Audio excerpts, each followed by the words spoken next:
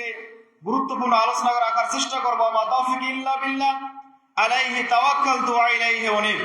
সম্মানিত হাজিরিন, গীবত সম্পর্কে আল্লাহ তাআলা কোরআনের মধ্যে সূরাতুল হুজুরাত, এই সূরার 11 এবং 12 নম্বর আয়াত এবং সূরা হুমাযার প্রথম আয়াত, এছাড়াও কোরআনের মধ্যে অসংখ্য আয়াতে গীবত পরনিন্দা সম্পর্কে বিভিন্ন বিষয়ে আলোচনা এসেছে। সম্মানিত হাজিরিন, এই গীবত সম্পর্কে আল্লাহ রাসূল সাল্লাল্লাহু আলাইহি সাল্লাম বিভিন্ন হাদিসের কিতাবে হাদিস বর্ণনা করেছেন। এর মধ্যে মিশকাতুল মাসাবি, কিতাবুল আদাব 4628 থেকে 5154 নম্বর হাদিস, প্রায় 500 হাদিস এসেছে কিতাবুল আদাবে। 500-এরও বেশি হাদিস শুধু মিশকাতে এসেছেন মানুষের আচার আচরণ, ব্যবহার, বৈশিষ্ট্য, আদাব অধ্যায়ে। এই অধ্যায়েরই 10ম পরিচ্ছেদে এসেছে জিহ্বার হেফাজত করা সম্পর্কে, গীবত সম্পর্কে বিস্তারিত আলোচনা সেখানে করা হয়েছে। সম্মানিত হাজিরিন, আজ আমি আপনাদের সামনে পবিত্র কোরআনুল কারীমের সূরা হুজুরাতের 12 নম্বর আয়াত তেলাওয়াত করেছি। আল্লাহ রাব্বুল আলামিন এখানে বলছেন, ইয়া আইয়ুহাল্লাযীনা আমানু ইসতানিবু কাসীরাম মিনাজ জন, ওহে ঈমানদারগণ, যারা তোমরা ঈমান নিয়ে এসেছো, তোমরা কি করবে? ইসতানিবু কাসীরাম মিনাজ জন, মানুষের সম্পর্কে ধারণা করা থেকে বেঁচে থাকবে।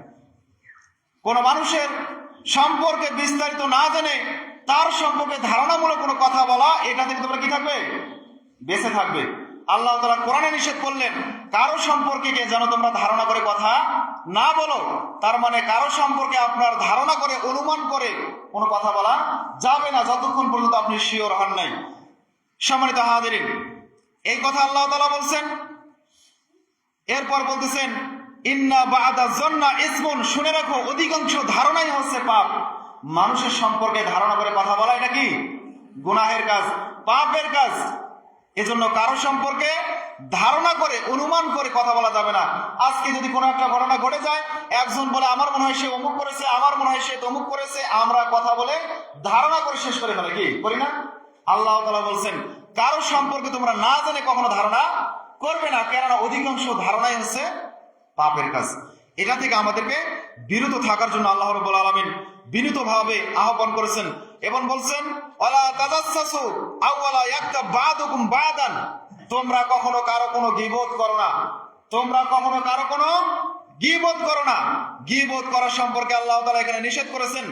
এরপর বলছেন, আইয়ুহিব্বা আহাদুকুম আইয়াকুলা লাহমা আখিহি মাইতান, তোমরা কি কেউ পছন্দ করবে যে তোমার নিজের মরা ভাইয়ের, মৃত ভাইয়ের মাংস খেতে?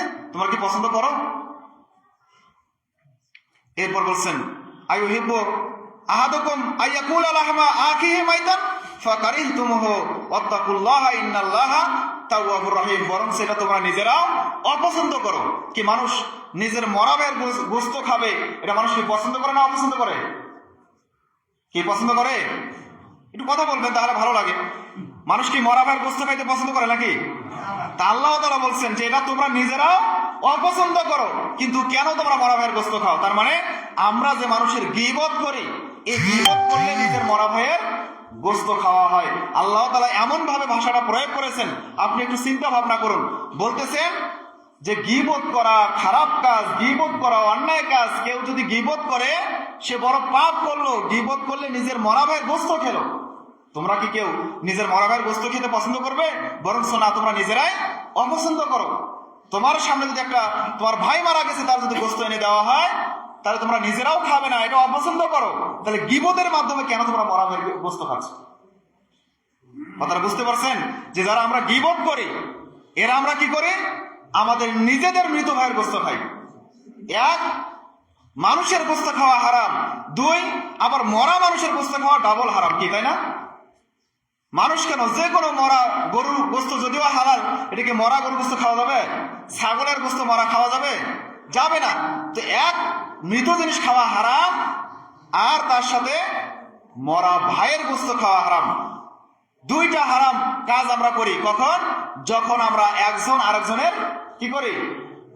গীবত করি, একজন আরেকজন সম্পর্কে ধারণা করি, একজন আরেকজনের সম্পর্কে নিন্দা করি, একজন আরেকজনের সম্পর্কে খারাপ বাক্য উচ্চারণ করি। সম্মানিত হাজিরিন, আল্লাহ রাব্বুল আলামিন বিভিন্ন ভাবে গীবতের কথা কোরআনে উল্লেখ করেছেন। এবার গীবত সম্পর্কে হাদিসের মধ্যে এসেছে, মিশকাতুল মাসাবির মধ্যে হাদিসটা এসেছে, যে হাদিসটা হচ্ছে আপনার বুখারী মিশকাত হাদিস নাম্বার 4517। হাদিসটা আবু হুরায়রা থেকে বর্ণিত। তিনি বলেন, আল্লাহর নবী সাল্লাল্লাহু আলাইহি সাল্লামকে জিজ্ঞাসা করা হলো, কিলা ইয়া রাসূলুল্লাহ মাল গীবত, হে আল্লাহর রাসূল গীবতটা কি? আল্লাহ রাসূল, গীবত এটা আবার কি? এটা আমরা কোনোদিন নাম শুনি নাই, গীবতটা কি ইয়া রাসূলুল্লাহ? বলছেন, মাল গীবত ক্বালা যিকরুকা আকুকা বিমা ইয়াকরাহু।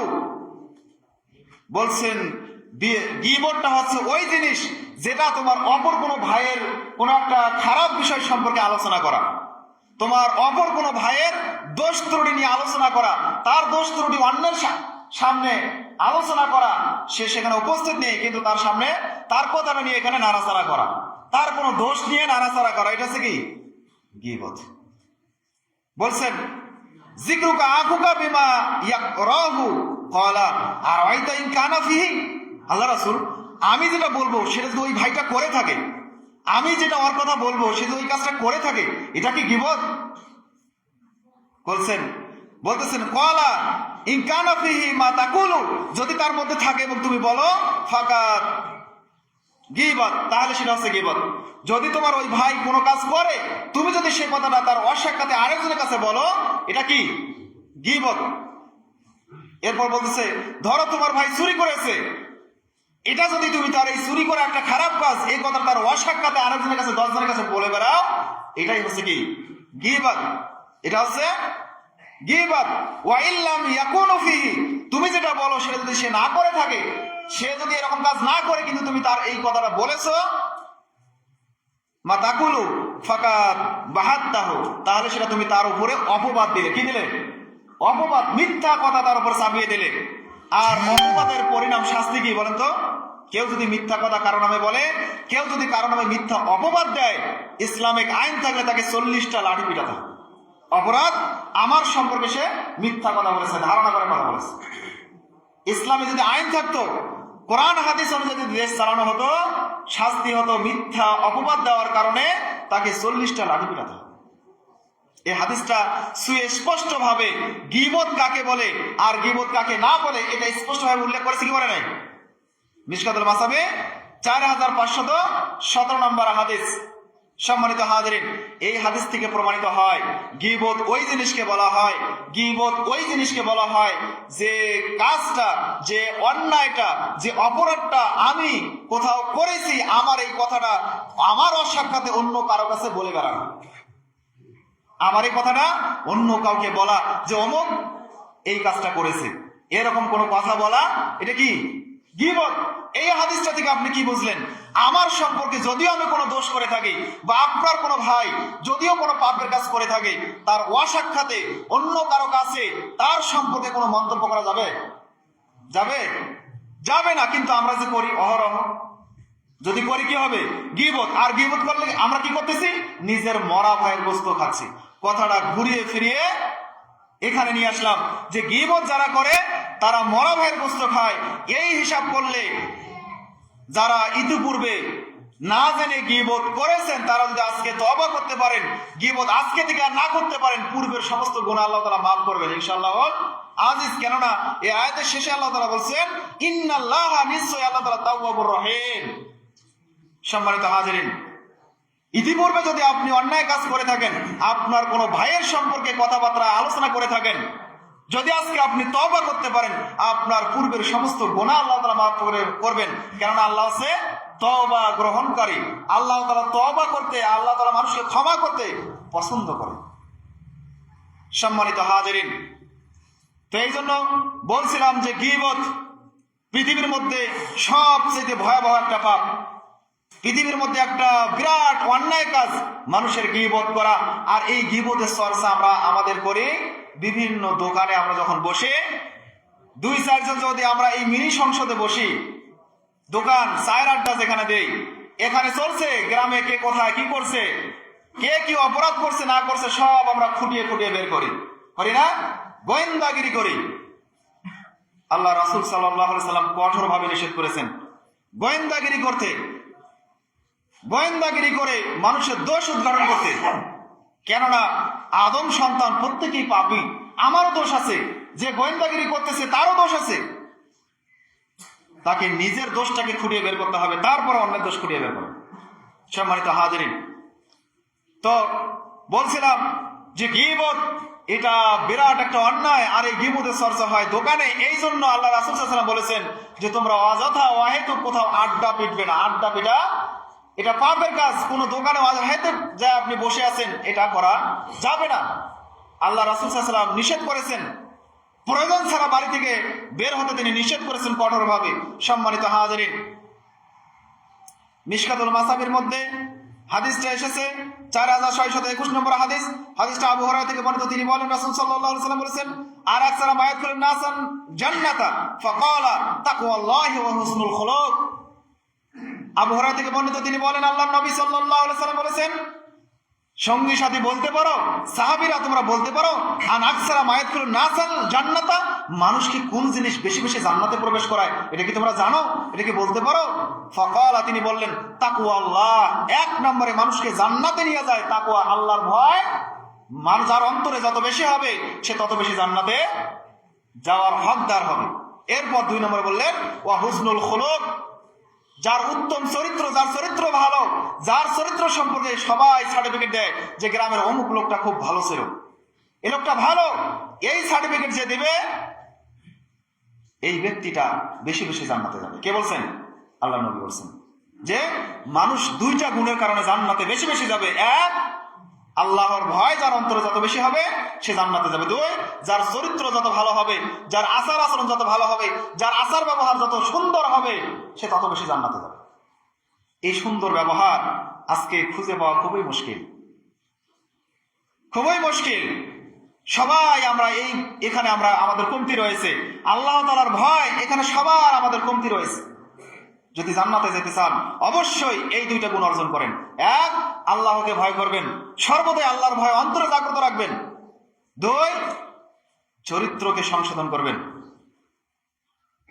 আল্লাহ রাসূল সাল্লাল্লাহু আলাইহি ওয়াসাল্লাম বলেছেন যে কাল কিয়ামতের মাঠে সবচাইতে ভারী কি হবে? দাড়িপাল্লা মিজানে সবচাইতে ভারী হবে আপনার উত্তম চরিত্র, যার সুন্দর চরিত্র। এর ওজনটা এত বেশি হবে, সালাত সিয়াম হজ যাকাত যা কিছু আছে তার চাইতে ওজনটা বেশি কার হবে? উত্তম চরিত্রের, উত্তম আচরণের। এজন্য আচরণকে সংশোধন করতে হবে, আমাদের ব্যবহার ভালো করতে হবে, ব্যবহারে পরিবর্তন আনতে হবে, সুন্দর ব্যবহার অর্জন করতে হবে। আল্লাহ রাসূল সাল্লাল্লাহু আলাইহি ওয়াসাল্লাম বলছেন যে তোমাদের মধ্যে ওই ব্যক্তি সর্বোত্তম যার চরিত্র হচ্ছে উত্তম। তোমাদের মধ্যে ওই ব্যক্তি সবচেয়ে ভালো মানুষ যার চরিত্র হবে সবচেয়ে ভালো। এর আগে পিতামাতার আলোচনায় বলেছিলাম যে আল্লাহ তাআলার কাছে সবচেয়ে পছন্দনীয় আমল হচ্ছে পিতামাতার খেজমত করা, তাদের সাথে সদাচরণ করা। আজকে এই হাদিস থেকে বোঝা যায় যে আল্লাহ তাআলার কাছে সর্বোত্তম ব্যক্তি হবে ওই ব্যক্তি যে ব্যক্তি চরিত্র উত্তম হবে। সম্মানিত হাজিরিন, এজন্য আমাদের চরিত্রকে সংশোধনে নিয়ে আসতে হবে। এরপর হাদিসের শেষ অংশে আল্লাহ তাআলার রাসূল সাল্লাল্লাহু আলাইহি ওয়াসাল্লাম বলেছেন ওয়াসুইলা আন আকসারা মা ইয়াদখুলুন নাসান নারা, তোমরা কি জানো মানুষকে বেশি বেশি জাহান্নামে নিক্ষেপ করবে কি? এটা কি তোমরা বলতে পারো? সাহাবীরা তোমরা কি জানো? ফাকালা, তখন তিনি বললেন আল ফামু ওয়াল ফারজ, এই মুখ এবং লজ্জাস্থান। মানুষ জাহান্নামে যাবে 2টা বড় কারণ। 1, তার মুখকে সে সংবরণ করতে পারে না, তার মুখকে সে হেফাজত করতে পারে না, তার জিহ্বাকে সে হেফাজত করতে পারে না, যখন যা চায় সবার বিরুদ্ধে সব কথা বলে। কি ইমাম আর কি মুয়াজ্জিন কি সাধারণ মানুষ, সবার বিপক্ষে মানুষ এই জিহ্বাকে ব্যবহার করে, এই লিসানকে জবানকে ব্যবহার করে। এই ব্যবহারের কারণে সে জাহান্নামে বেশি বেশি যাবে।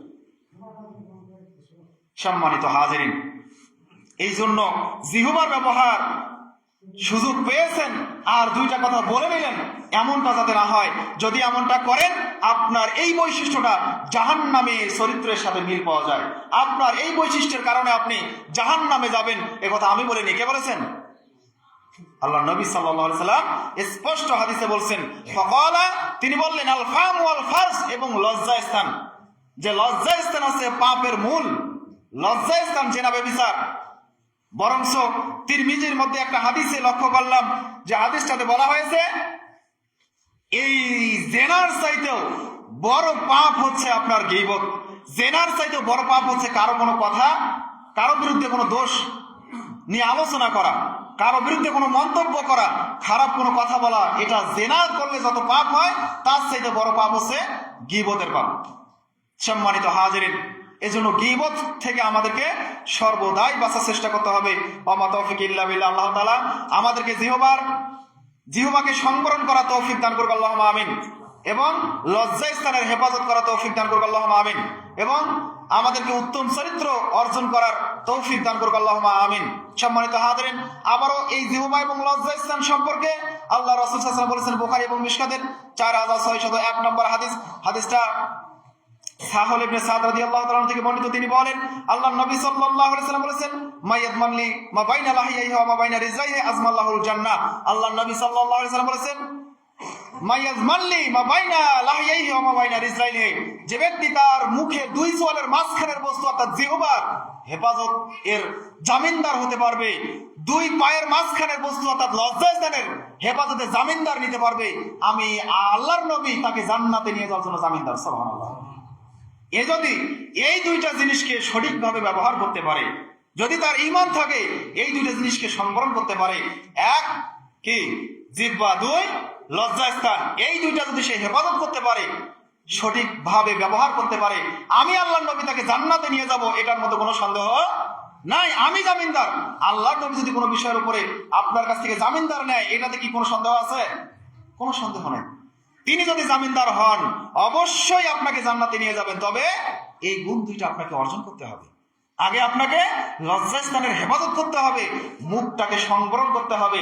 যখন যা ইচ্ছা মুখ দিয়ে বলবেন, এটা যাতে আপনি না করেন, এইটা থেকে আপনাকে বাঁচতে হবে। যদি আপনি এটা করতে পারেন, আল্লাহ রাব্বুল আলামিন আপনাকে তার রাসূলের মাধ্যমে জান্নাত দিবেন ইনশাআল্লাহ। সম্মানিত হাজিরিন, এরপর পৃথিবীর মধ্যে সবচেয়ে খারাপ বা মন্দ লোককে, এর আগে আমরা যেমন আলোচনা করছি, সবচেয়ে প্রিয় ব্যক্তি আল্লাহ তাআলার কাছে পিতামাতার যে খেদমত করে, সবচেয়ে উত্তম ব্যক্তি যে যার চরিত্র হচ্ছে উত্তম, এরপরে সবচেয়ে নিম্ন শ্রেণীর ব্যক্তি, খারাপ ব্যক্তি, বদ মানুষ, ইতর শ্রেণীর মানুষকে। এবার দেখেন হাদিসটা এসেছে বুখারী, মুসলিম, মিশকাতুল মাসাবির 4618 নম্বর হাদিস। যে হাদিসটা আবু হুরায়রা থেকে বর্ণিত, তিনি বলেন, রাসূল সাল্লাল্লাহু আলাইহি সাল্লাম বলেছেন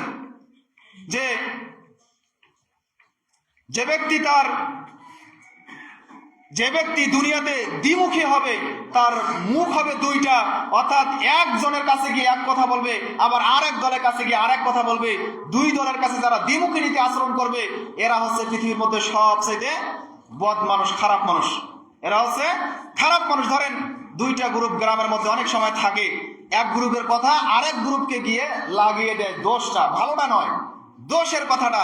এরা কি পরিকল্পনা করলো তাদের বিপক্ষে, বা এক পরিবার আরেক পরিবার, এরকম হতে পারে। এক ব্যক্তি আরেক ব্যক্তির কথা যারা নাড়াচাড়া করে, দ্বিমুখী নীতি অবলম্বন করে, এর কাছেও ভালো ওর কাছেও ভালো, এর কথা নিয়ে এসে ওকে লাগায়, ওর কথা নিয়ে এসে একে লাগায়, দ্বন্দ্ব লাগানোর জন্য যে ঘুরে বেড়ায়, তার সম্পর্কে আল্লাহ রাসূল বলেছেন, পৃথিবীর মধ্যে সবচেয়ে খারাপ লোক, পৃথিবীর মধ্যে সবচেয়ে বদ লোক, ইতর শ্রেণীর লোক আছে যে তার জিহ্বা দিয়ে, এক মুখ দিয়ে দুই কথা বলে।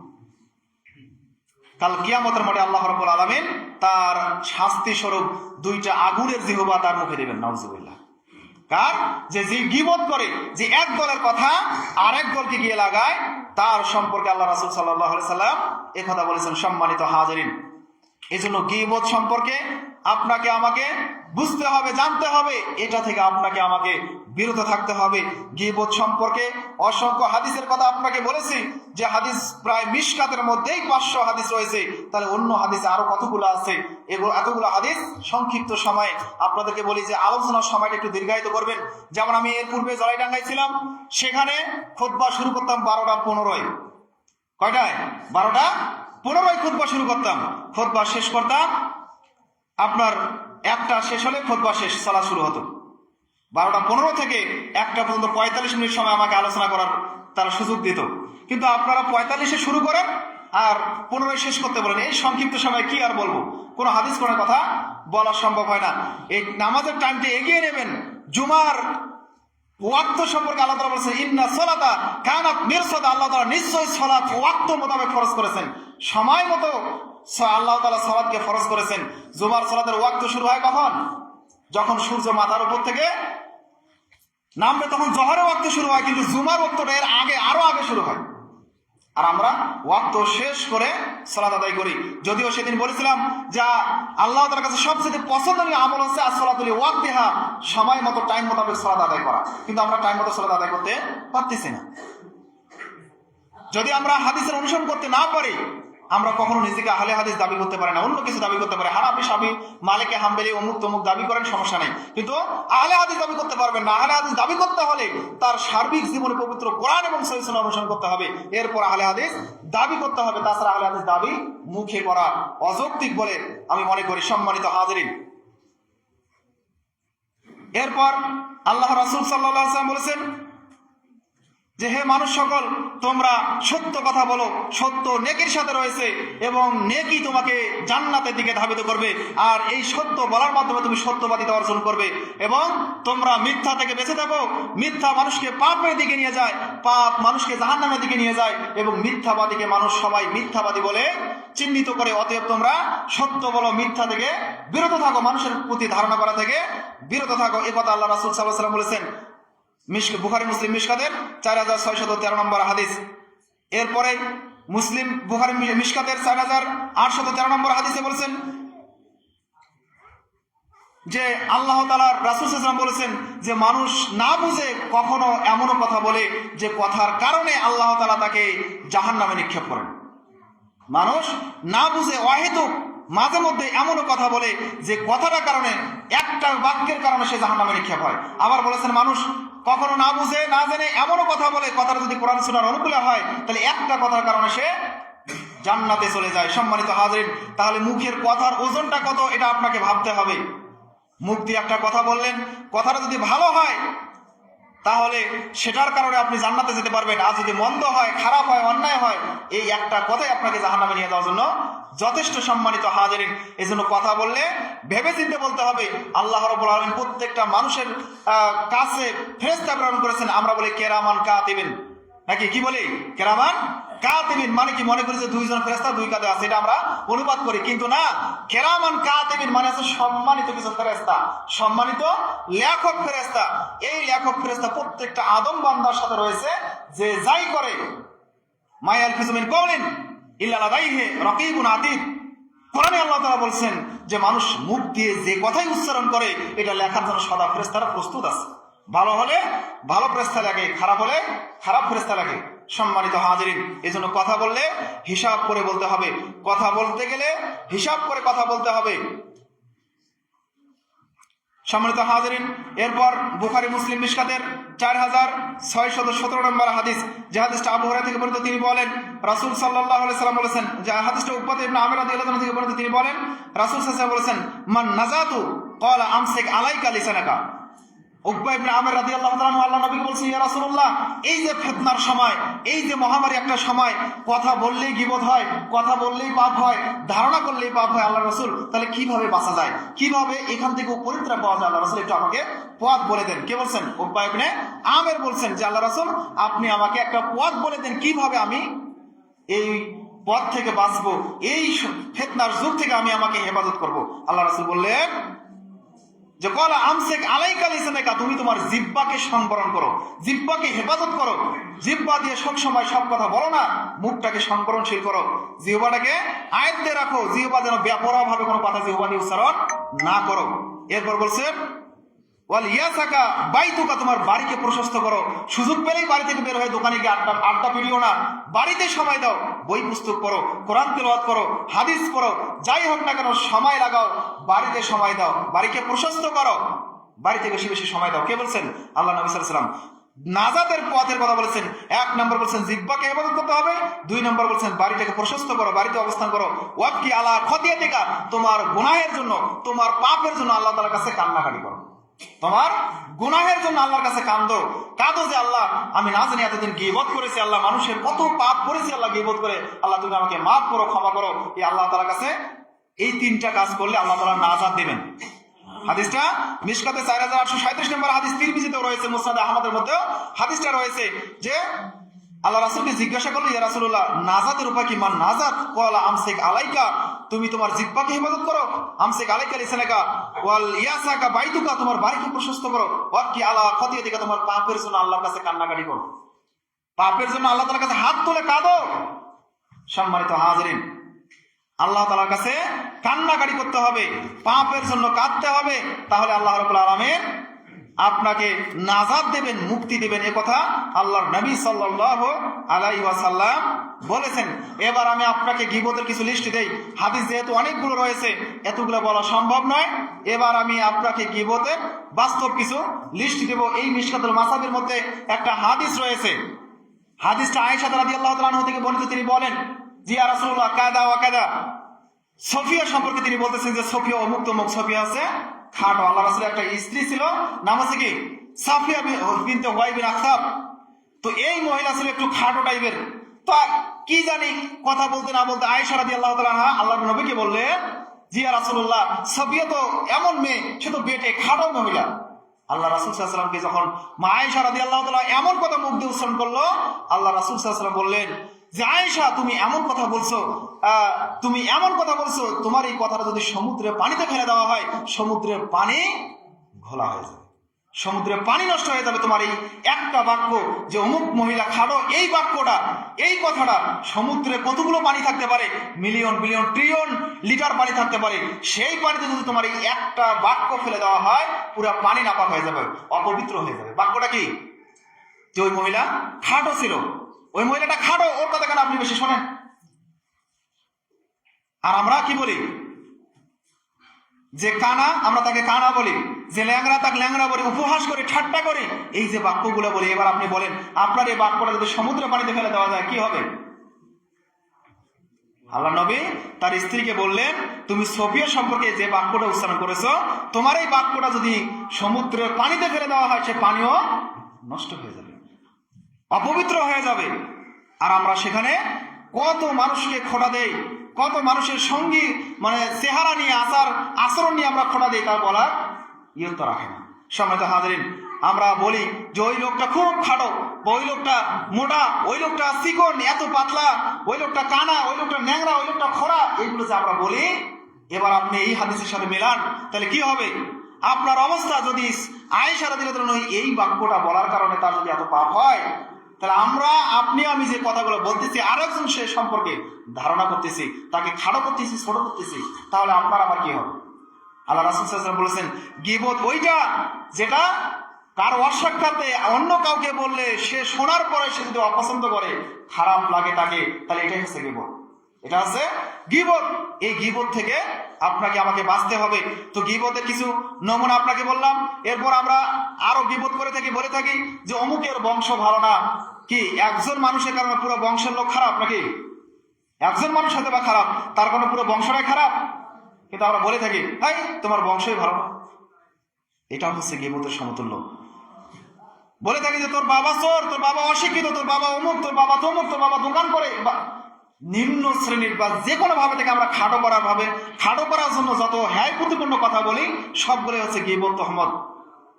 পোশাক সম্পর্কে বলি, এই অমুকের পোশাকটা নোংরা, ময়লা, এই সবসময় খারাপ পোশাক পরে, এটাও গীবত, এটাও গীবতের পর্যায়ে। সম্মানিত হাজিরিন, আবার মানুষের আচার আচরণ আমরা ইঙ্গিত করে বলি। কেউ যদি একটু বোবা তোতলা হয়, তার কথাটাকে আমরা রিপিট করি তোতলা দিয়ে, আমরা ইশারা ইঙ্গিতে তার দিকে এই তোতলামো করি, বা বিভিন্ন ভাবে আকার ইঙ্গিতে এটা বোঝানোর চেষ্টা করি, কিন্তু এটাও গীবতের পর্যায়ভুক্ত। সম্মানিত হাজিরিন, এরপর আমরা দেখা যায় আজকে ইন্টারনেটের যুগ, ফেসবুকে আমরা একজন ব্যক্তি সম্পর্কে লিখতে দ্বিধাবোধ করি না। ফেসবুকে সবচেয়ে বেশি গীবত হয়, কমেন্টে গীবত হয়, পোস্টে গীবত হয়। যারা যুবক আছে তারা বুঝবে, হয়তো বা মুরব্বী না বুঝলেও গীবত একজন ব্যক্তির অসাক্ষাতে ফেসবুকে যদি আপনি কোনো কিছু লেখেন, এটা আপনার গীবত। গীবত করলে যত পাপ হবে, যেরকম পাপ হয়, আপনি ফেসবুকে কারো বিপক্ষে একটা খারাপ পোস্ট করা মানে আপনি সমপরিমাণ পাপের অধিকারী হলেন। হ্যাঁ, মানুষের প্রশংসা করবেন, প্রশংসা করেন, তার প্রশংসা কারণে সে খুশি হবে, আপনিও নেকি পাবেন। কিন্তু যদি আপনি ফেসবুক, ইউটিউব বা যে কোনো পর্যায়ে যে কোনো মিডিয়াতে যদি আপনি এরকম কারো সম্পর্কে খারাপ কিছু আলোচনা করেন, যদিও তার মধ্যে সে খারাপটা থাকে, সেটা হবে গীবত। কথা বুঝছেন কি বুঝেন নাই? কি আমরা তো মনে করি যে হুজুর আমি মুখের উপরে পাওয়া লোক, আমি তার মুখের মধ্যে বলি, তার সামনে বলি, তার পিছনে গিয়ে গীবত করি না হুজুর, নাকি? এরকম আছে না? অনেকে বলে হুজুর আমি তার মুখের উপরে গীবত করি, মানে তার মুখের উপরে কই, আমি পিছনে কই না। পিছনে কইলে গীবত হয়, কিন্তু মুখের উপর কইলে গীবত হয় নাকি? কিন্তু আল্লাহ সূরা হুজুরাতে কি বলেছেন? কি বলেছেন? ওয়াইলুল লিকুল্লি হুমাযাতিল লুমাযা, ওই সমস্ত ব্যক্তিদের জন্য ওয়াইল নামক জাহান্নাম, ওই সমস্ত ব্যক্তিদের জন্য ধ্বংস যারা মানুষের সামনে এবং পিছনে নিন্দা করে। কি বুঝলেন?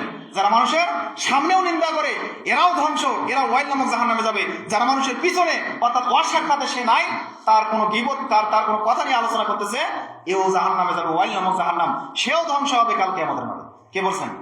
আল্লাহ তাআলা সূরা হুমাযার মধ্যে প্রথম আয়াতে কথা বলেছেন। অনেকের সূরার মুখস্থ আছে কিন্তু আমরা অর্থ বুঝি না, যার কারণে আমরা বুঝতে পারি না। কিন্তু আল্লাহ তাআলা কি বললেন?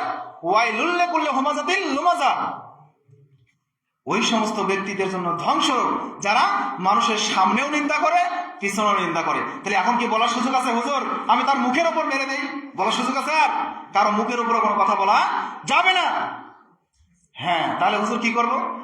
আমার দ্বারা কোনো অন্যায় হতে পারে, আমি না বুঝে কোনো পাপ করতে পারি, আপনার পাশে আরেক ভাই না বুঝে কোনো পাপ করতে পারে, আপনার প্রয়োজন যদি আপনি ভুলটা বুঝতে পারেন তাহলে তাকে একাকি ডেকে নিয়ে বলেন যে ভাই আপনি এই কাজটা করলেন, এটা আপনার ঠিক হলো না, এটা অন্যায় হলো, ভাই এটা সংশোধন হন, এটা আপনার ইসলামে জায়েজ হয়েছে। কিন্তু তাকে না বলে আর 10 জনের কাছে বলে বেড়াচ্ছেন অমুক চোর, অমুক জেনাকার, অমুক পাপাচার, অমুক তমুক, এগুলো বলা যাবে? যাবে না। বললে কি হবে? বলেন, বললে কি হবে? গীবত হবে। তো গীবত জিনিসটা বুঝতে পারলাম তো ইনশাআল্লাহ, নাকি? বুঝছেন তো? আলহামদুলিল্লাহ। সম্মানিত হাজিরিন, তো আরো এরকম অনেকগুলো গীবতের কথা বলা যায়, যেহেতু সময় সংকীর্ণতার কারণে গীবতের আর অতগুলো বলতেছি না। আর একটু বলবো গীবত থেকে। গীবত করলে কিছু শাস্তির কথা, গীবত করলে কিছু শাস্তির কথা কোরআন এবং হাদিসের মধ্যে এসেছে, সে শাস্তির কথা আপনাকে বলবো। যদি গীবত আমরা করি এর পরকালীন কিছু শাস্তি রয়েছে, তার মধ্যে একটা শাস্তি হচ্ছে সবচেয়ে বড় শাস্তি, এটাকে আমি মনে করি যে হাদিসটা মুসলিম শরীফের মধ্যে 2581 নম্বর হাদিস।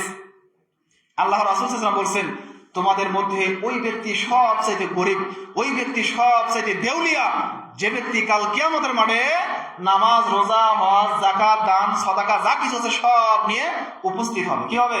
সবকিছু নিয়ে উপস্থিত হবে, কিন্তু সে জান্নাতে যেতে পারবে না। সে এই কিছু গুনাহ করার কারণে, গীবত করার কারণে, অন্যের হক মেরে খাওয়ার কারণে সে জাহান্নামে যাবে। কিভাবে? ব্যাখ্যাটা তিনি এখানে বলেছেন। আল্লাহ নবী সাল্লাল্লাহু আলাইহি ওয়াসাল্লাম বলছেন যে তার দান থাকবে, তার যাকাত থাকবে, তার সব নেক আমলগুলো সে নিয়ে কিয়ামতের মাঠে উপস্থিত হবে। হওয়ার পর তার কাছে একজন ব্যক্তি এসে দাঁড়িয়ে যাবে, আল্লাহকে নালিশ করবে, আল্লাহ এই ব্যক্তিটা আমার জমি দখল করে খেয়েছে। বা কোনো বোন ভাইয়ের বিপক্ষে দাঁড়িয়ে যাবে, আল্লাহ এ আমার ভাই ছিল পৃথিবীতে, আমার পিতার সম্পত্তি ছিল 3 বিঘা, আমরা 2 ভাই বোন ছিলাম, আমার 1 বিঘা হক ছিল, কিন্তু আমার ভাই আমাকে দেয় নাই, 50,000 বা 20,000 টাকা ধানাই পাড়াই দিয়ে বুঝ দিয়ে আমাকে তাড়িয়ে দিয়ে সব জমি সে জোর দখল করেছে, আল্লাহ এ আমার হক মেরে খেয়েছে, আল্লাহ আজকে তুমি এর বিচার করো। এই একজন ব্যক্তি দাঁড়িয়ে যাবে, তখন আল্লাহ তাআলা কি করবেন? কাল কিয়ামতের মাঠে তাকে তার হক আদায় করে দেবে। কি দিয়ে? জমি দিয়ে, নাকি? সে কিয়ামতের মাঠে আপনার জমি নিয়ে উপস্থিত হতে পারবেন? কি দিয়ে পরিশোধ করতে হবে? নেকি দিয়ে। যদিও সে নামাজ পড়েছে, হজ করেছে, যাকাত দিয়েছে, কিন্তু অন্যের হক নষ্ট করেছে, জুলুম করেছে, অন্যায় করেছে, তার বোনের সম্পত্তি মেরে খেয়েছে, এই জন্য কাল কিয়ামতের মাঠে তার ওই বোনকে কি করা হবে? ওই ব্যক্তি যে নামাজ, রোজা, হজ, যাকাত করে যত নেকি সে অর্জন করেছে সব নেকি তাকে দেওয়া হবে। কিভাবে? যার প্রতি অন্যায় করা হবে, শুধু বোন দিয়ে উদাহরণ দিলাম, এটা আপনার ভাই হতে পারে, এটা আপনার চাচাতো ভাই হতে পারে, এটা অন্য কোনো ব্যক্তির জমি আপনি জোর দখল করে খাচ্ছেন সেও হতে পারে। আপনার দাপট এই পৃথিবীতে মরার পরে আপনার কোনো দাপট খাটবে কি? থাকবে? থাকবে না। তো সেই সময় আপনার নেকি দিয়ে তার ঋণ পরিশোধ করতে হবে, হক পূর্ণভাবে আদায় করতে হবে। এই জন্য আপনাকে বলি, সময় থাকতে তওবা করেন। কোন বোনের জমি যদি কেউ জোর দখল করে খান, যতক্ষণ তাকে ফেরত দেন নাই ততক্ষণ আপনি কাবা ঘরে গিলাফ ধরে তওবা করলেও কবুল হবে না। কাবা ঘরের গিলাফ, যেটা পবিত্র আল্লাহর ঘর কাবা, এই ঘর যদি গিলাফটা ধরে বলেন আল্লাহ আমি আমার বোনের সম্পত্তি মেরে খেয়েছি, আজীবন আল্লাহ তাআলা মাফ করবে না। উপায়, তার সম্পত্তি তাকে বুঝে দিতে হবে। এরপর বলতেছেন, এমন এক ব্যক্তি কাল কিয়ামতের মাঠে আসে উপস্থিত হবে যে আল্লাহ তাআলার কাছে নালিশ করবে, আল্লাহ এই ব্যক্তি না আমার গীবত করেছিল, আমার সম্পর্কে অন্যের সামনে বিভিন্ন ভাবে হয় না হয় সত্য মিথ্যা সব কথা বলেছিল, আল্লাহ এ আমার সম্মান মানহানি করেছে, আমার সম্মান নষ্ট করেছে। আল্লাহ তাআলা কি করবে, যে একজন এসে তো তার সব নেকি নিয়ে গেছে, এখন কি বাকি আছে? আর কোনো নেকি আছে? তার যখন সব নাকি একজন নিয়ে গেছে বা অন্য অন্য মানুষ আরো নিয়ে গেছে, আরেকজন এসে যখন গীবতের কথা বলেছে, তখন আল্লাহ তাআলা বলবেন যে এত কোনো নেকি নাই। তখন কি করবে?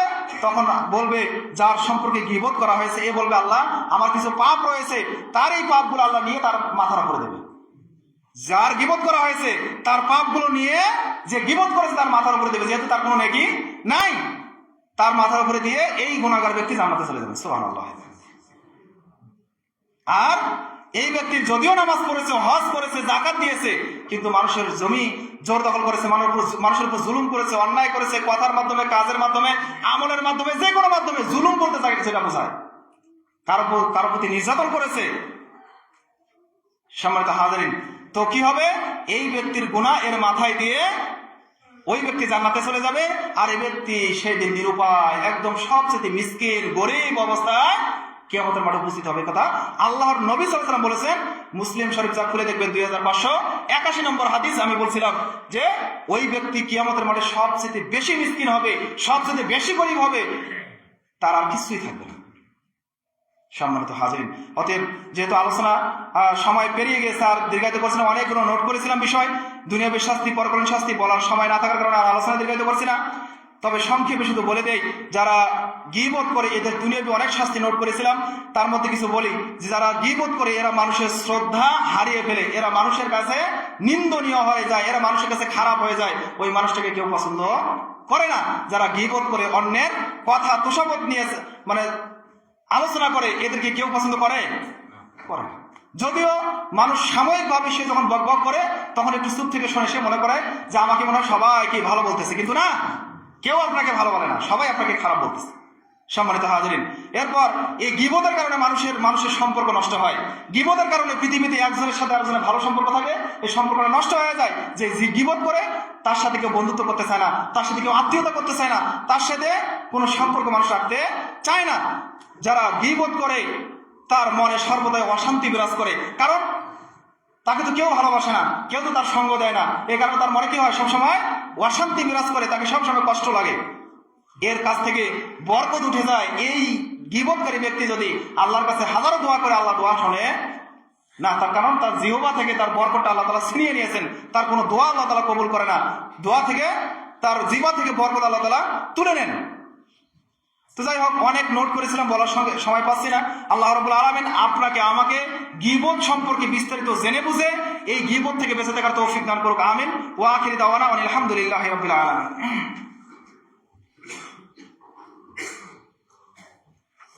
ইন্নাল হামদুলিল্লাহ